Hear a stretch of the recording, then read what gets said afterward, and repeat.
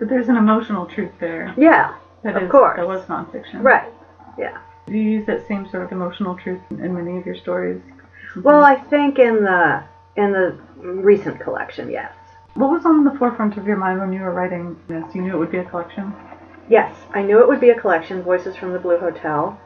And I started writing those stories after I had finished this novel that never went anywhere, which was in the third person.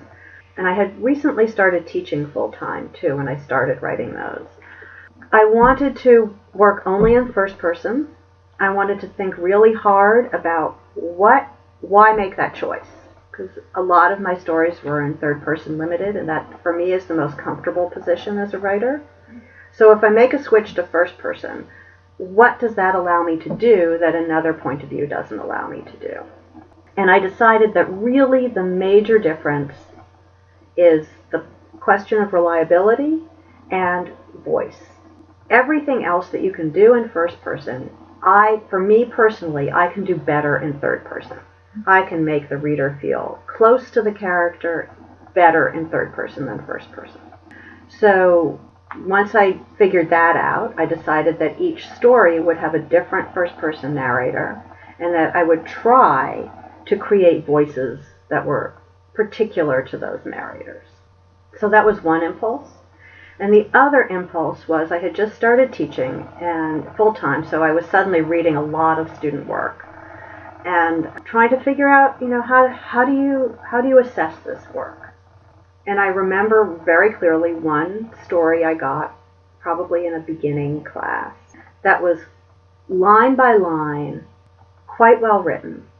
It had a nice arc, the characters were clearly defined, and it was clever.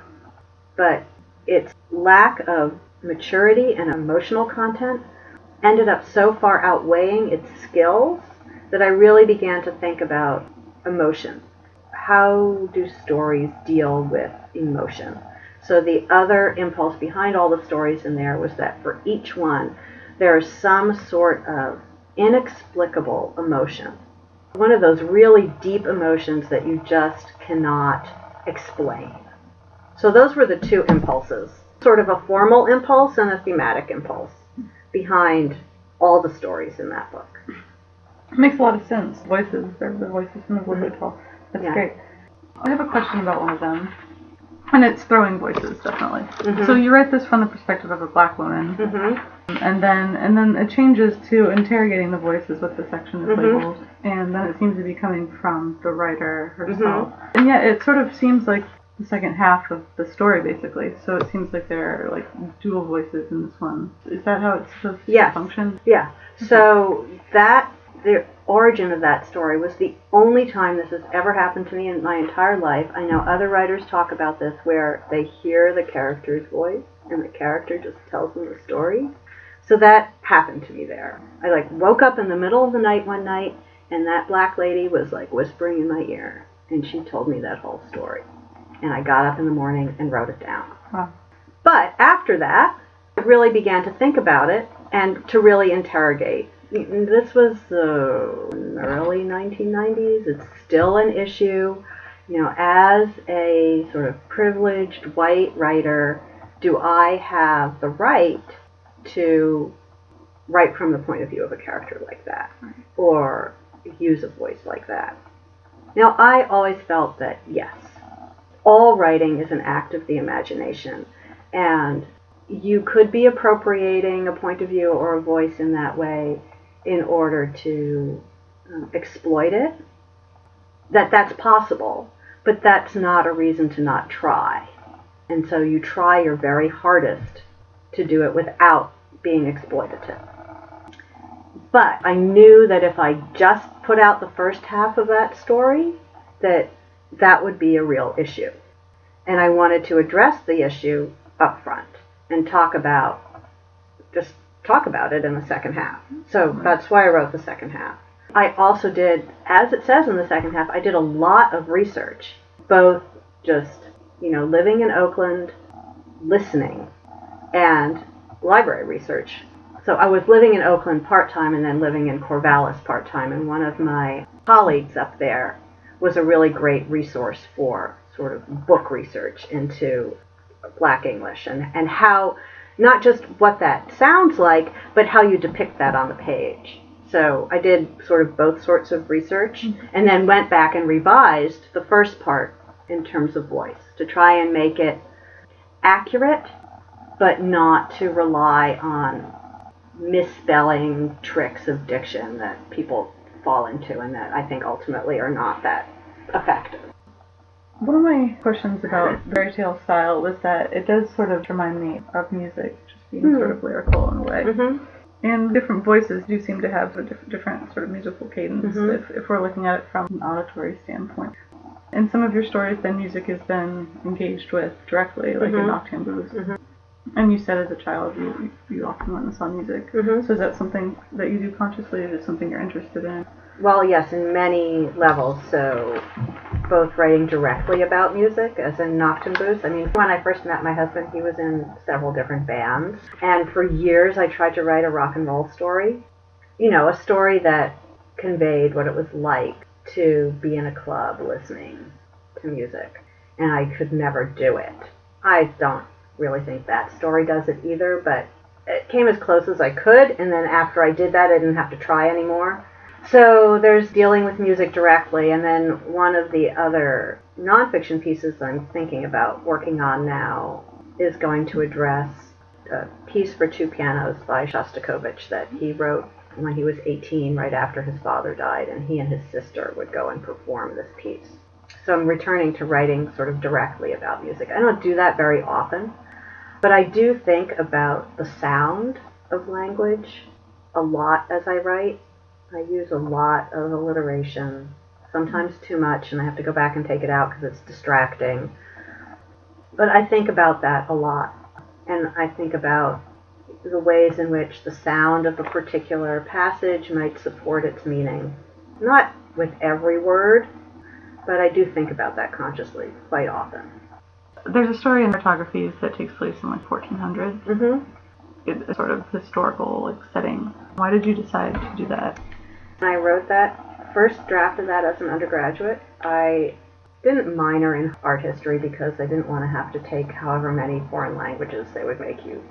Or I did not double major in art history because I didn't want to do all the foreign languages, and we couldn't do minors at the school I went to. But I did a lot of art history. My favorite art history professor, his focus, he had two, but one of his focuses was Italian Renaissance painting. And I wanted to try and convey sort of the life of one of those paintings in words. I think I might have written that as a final project for one of his classes, although thinking back to what kind of teacher he was, it's hard for me to imagine he would have allowed us to do that. One of the stories, it seemed like there are some cultural restraints on, like the one sister seems very interested in the person that her sister is marrying, and that in many ways drives the story, and it's not really a conversation she can have with the other characters.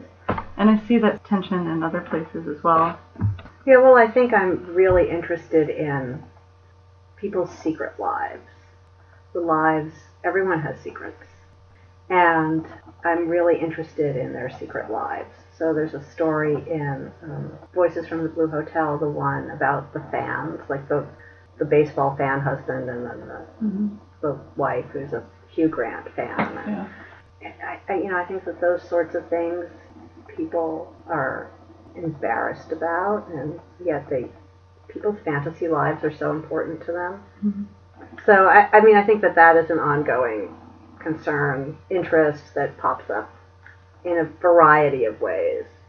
The story was very intriguing to me. One of the things that made me think about is you have the groupie that follows the band or the movie star, and they sort of looked at as being a little bit unhinged, like hysterical, and yet following a sports team around is very similar, and it's very culturally accepted. And but those people are sort of unhinged. And to have this side by side, it really brought me. I'd never thought about before. We, as a family, because both kids play soccer, go to a lot of Sounders games. And those people down at the South End, they're crazy, right? And they're not keeping it secret at all. But they're crazy. They stand there and they drink and they jump for an hour and a half and scream. And then there are people leading their chants who don't even get to see the game because they have their back to the game with a megaphone leading the chant. There's intensity there that is fascinating to me. It is very, the sort of personal relationship, they do feel like they know like the individual players in a way, which you don't. Which you don't, right.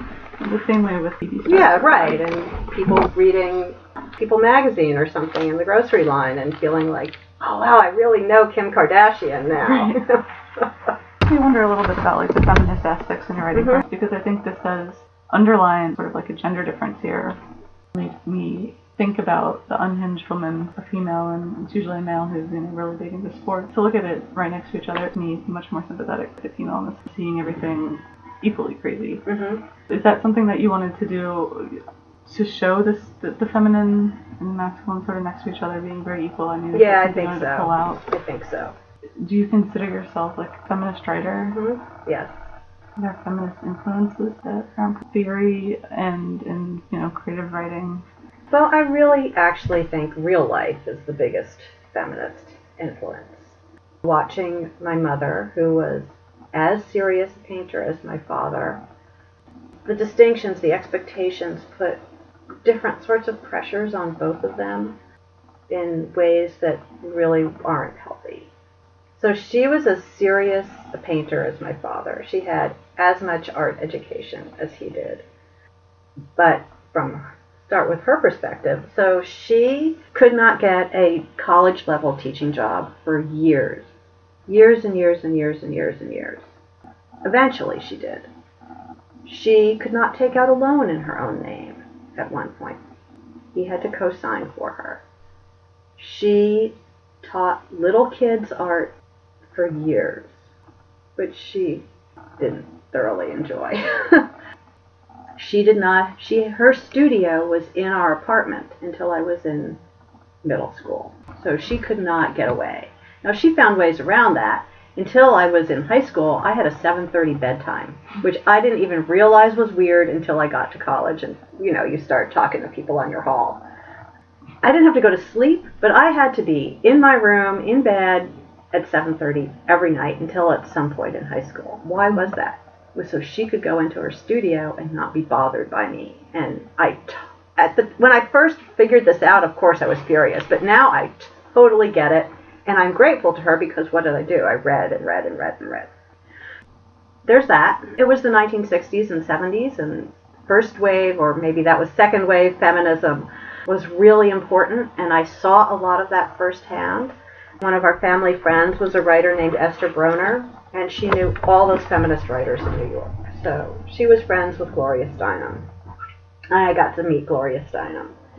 But I was little, so I got to see it all sort of from a periphery, and the infighting among the feminists and the feminists who sort of believed that, women were really basically just like men. My mother was in that camp. And art that was based on quilting or on any sort of traditionally female craft was stupid. There was that camp versus the women are essentially totally different from men, and all women's art should be based on quilting. So it was really a time of people really trying to figure out how can we have more control over our own lives, more power, more chances to do what every human being should be able to do to a degree, pursuing their passions. But it was really a time of really trying to figure out what all that meant. And, it was all right there in front of me. I think that was really the biggest influence in terms of feminism. And then, seeing my father's life, and he had other constraints where he felt that he was the primary breadwinner, and there were things he needed to give up because he had to make more money. Then when I got older, particularly when I was in graduate school at Brown, I started reading some feminist theory, some of which sort of has seeped in and was important, and other than Julia Kristeva, the French psychoanalyst and theorist whose work is really rich and complex.